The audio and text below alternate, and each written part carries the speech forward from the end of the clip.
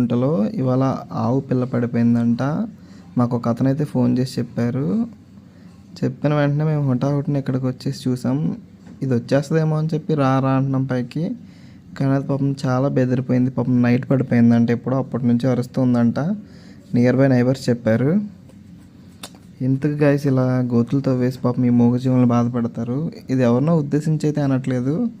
మనమంటే మనుషులు అరుస్తాం లేదా ఫోన్ చేసి చెప్తాం. పాపం అవి ఏం చేస్తాయి గైస్, ఎవరు పట్టించుకోకపోతే చచ్చిపోతాయి కదా.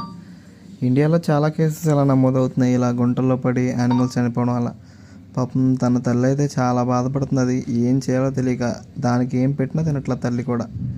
సరే అని చెప్పి ఇక్కడ లోకల్లో ఉన్న నైబర్స్ని కొంతమందిని పిలిచి సహాయపడదామని చేసాం. ఈ వీడియో చేయడానికి ఉద్దేశం ఏంటంటే, ఇలా ఎప్పుడైనా ఏదన్నా ఒక జీవి అనేది ఇలా పడిపోయినప్పుడు మీరు కూడా రెస్క్యూ చేస్తారని చెప్పి.